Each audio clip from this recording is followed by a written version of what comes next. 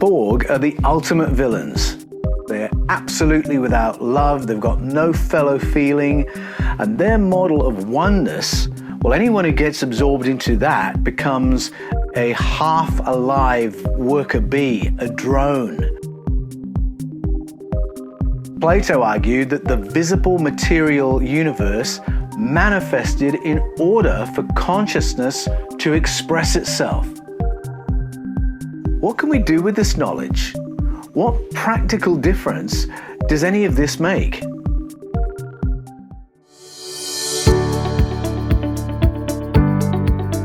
Author and researcher Paul Wallis probes the world's ancient mythologies for clues about the origins of the human race, and has published several books in the field of mysticism and spirituality. In the last decade, his work has probed the world's ancient mythologies for the insights they hold on our origins as a species and our potential as human beings.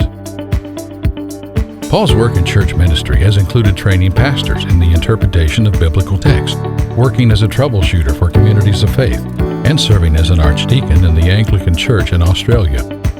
His background as a senior churchman makes it all the more surprising that Paul's latest book argues that human origins lie in our prehistoric contact with extraterrestrial species. Go to www.paulanthonywallis.com for information about Paul and his books.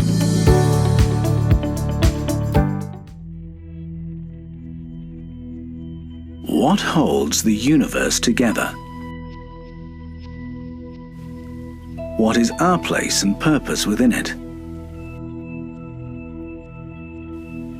For more than 100 years, scientists have looked for a single principle to explain the functioning and balance of the universe.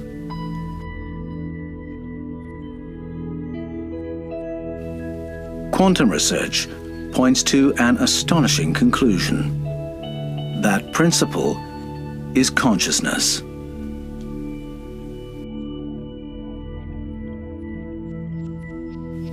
Quantum research has found that consciousness alters how the universe manifests and behaves. It is why quantum scientists are now asking if the universe itself may be conscious. These ideas, put forward by eminent and credentialed scientists, have been expressed before, notably 2.5 millennia ago, by the Greek philosopher Plato. In his books Timaeus and Critias and in Phaedo, Plato put forward the idea that the fundamental source reality is consciousness, that consciousness was the beginning, and that the material universe exists in order for consciousness to express itself, which is an amazingly powerful idea. Now, you and I are part of the material universe, so that means our bodies, all of us, exists to be a host for consciousness. Not just our brains, our whole bodies host and process consciousness of ourselves and of the universe. Now, if that's what we are, consciousness sponges, then that gives us a framework for understanding why we may be capable of higher levels of consciousness, where we experience the consciousness of others as well as ourselves. And this goes beyond understanding and empathy. It goes to telepathy, remote viewing, and even to memories of the lives of others.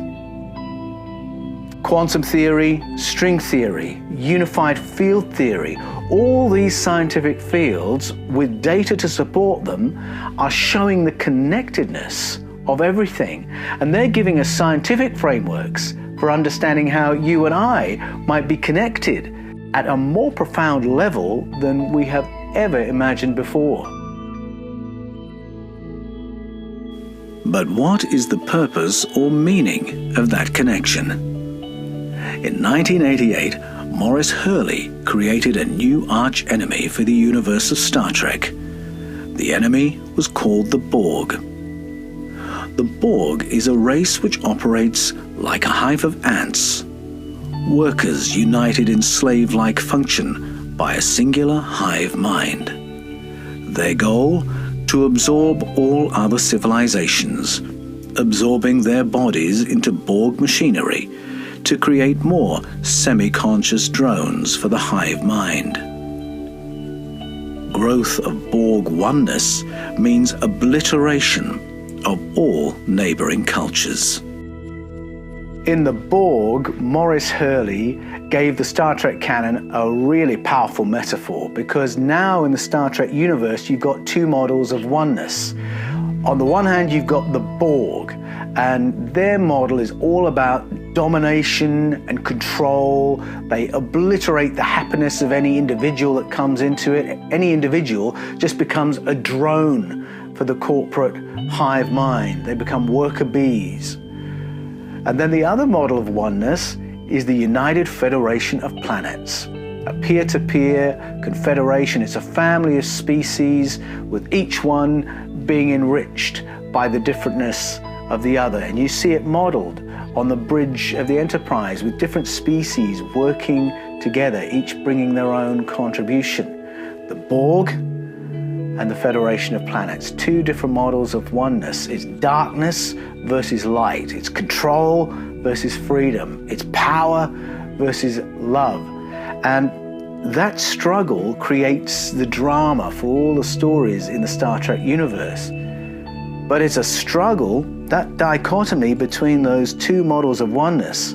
We can see that playing out all through human history.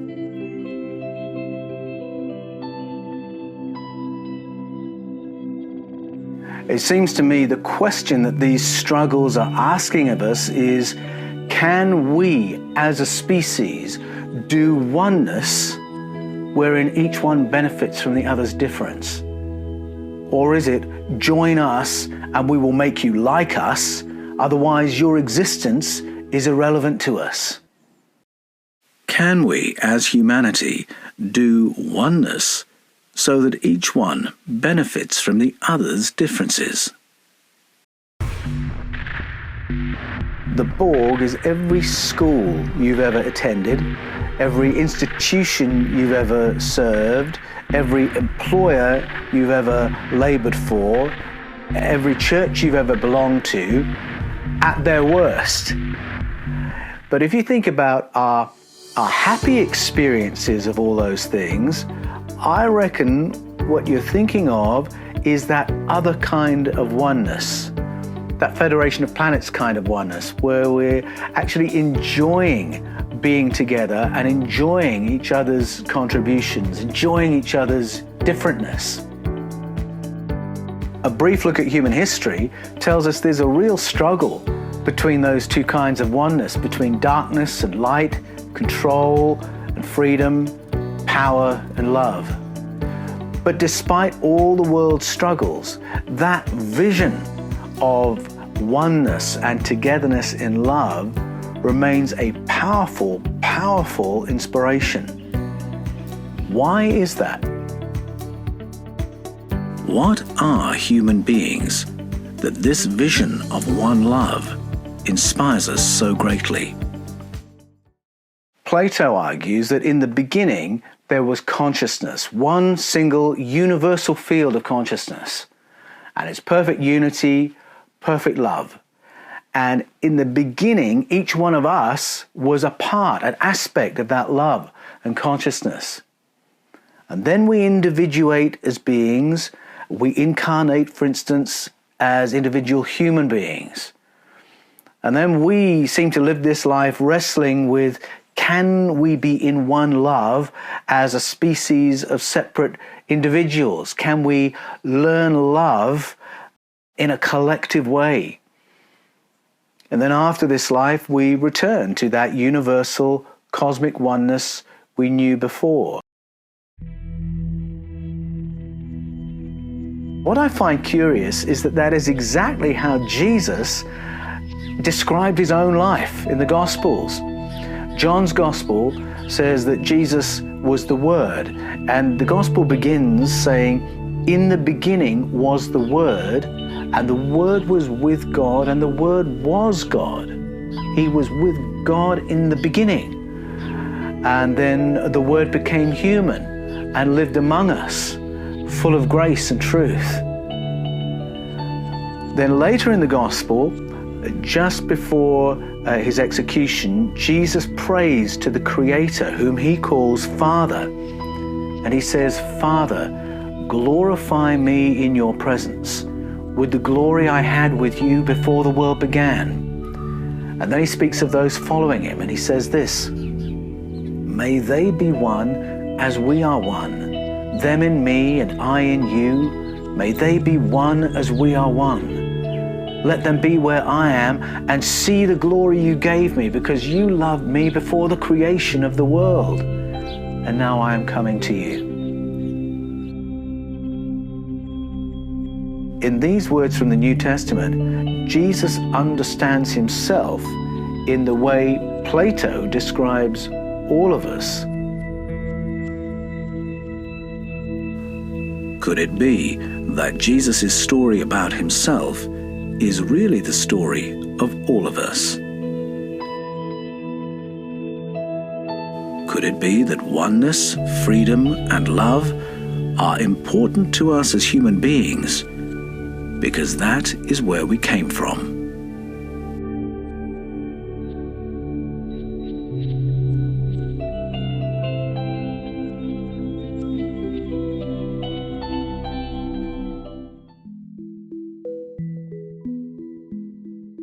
Plato argues that in the beginning there was consciousness, one single universal field of consciousness. It's perfect unity, perfect love.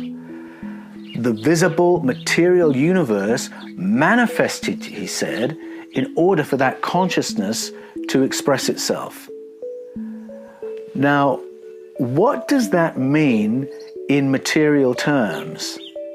I think as soon as you begin thinking about a mechanism for that, you're talking about panspermia.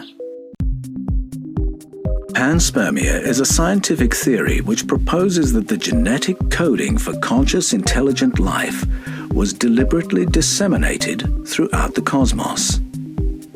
Whenever that coding lands in a hospitable environment, it begins to produce the kinds of intelligent, conscious life forms with which we are familiar on planet Earth. The theory's proponents include Maxim Merkulov, Vladimir Sherbak, Leslie Orgel, Francis Crick, and Carl Sagan in the 1960s. All have argued strongly for this theory, and in the case of Merkulov and Sherbak, have produced solid data to support it. By the landing of probes on comets, the European Space Agency has spent more than $80 billion testing the theory. Is planet Earth a vehicle for conscious life? As human beings, what levels of consciousness are we capable of? When I was a boy, my mum and dad had a washing machine. Now, it was pre-digital, but it was an electronic washing machine, so it had electrical circuits in it. Obviously, its function in our home was to wash our clothes, although for our cat it had another function. It was a massage machine. But it also had a third, rather unexpected feature. Somehow, and as a boy I always thought this was quite miraculous, our washing machine could play Radio 1. It wasn't designed for it. It was entirely accidental. But if there was no noise around and if the machine was idling, you could hear Radio 1 on it. You could hear the songs and you could hear the words. Radio 1 broadcasts at a particular frequency. Evidently, there was an electrical circuit within our washing machine that was just the perfect length, so that it had the exact frequency to match, to resonate with the frequency coming from Radio 1. And when that happened, the circuit would translate that frequency into a kinetic energy, and that's how we were getting the sound. Now, our washing machine couldn't do everything a radio could do. We could get Radio 1 on it, but we couldn't turn the volume up and down, and we couldn't tune into other stations. And it was able to do that because it had circuitry in it that could pick up this frequency from somewhere else. If I am a consciousness machine, then I have circuitry designed for a particular frequency, a particular kind of consciousness. And maybe like that washing machine, I can pick up on the consciousness of others who resonate with a particular frequency. And maybe that's why you or I might feel another's feelings, even at a great distance. And how often have you heard people say things like, I knew I had to call, I knew something had happened, I knew you'd passed, or I knew you were going to say that. And maybe that's why some of us experience memories of other lives, lives other than our own. It may also be why we sometimes feel a very strong connection with people from other times and places without having any idea why we feel that connection. But it may be we're wired in some way similar, that something in us is mathematically similar to something in them. Quantum research, string theory, unified field theory may all offer objective frameworks for these subjective experiences. But from our knowledge at present, where do these ideas take us? And what practical application might we find? What I take from this is a very simple discipline, and it's the discipline of noticing. Now, this will seem so simple, so rudimentary, but I found it very powerful. Get a journal, and every time you knew they were going to say that or knew something had happened, every time you feel an unexplained connection, every time you remember a memory that isn't your own, and that might be in your conscious life or in your dream life, make a note in a journal. Firstly, you'll begin to notice how frequently this happens, and then you may begin to notice patterns. Then you may begin to get a sense of why is this person or this image so much on your mind. And as you notice who these connections are with, people living now, in the past, or in the future, you may begin to get a sense of what is it in you that's mathematically similar to what's in them. And in those patterns, you may begin to get a new glimpse of your place and your purpose in the universe.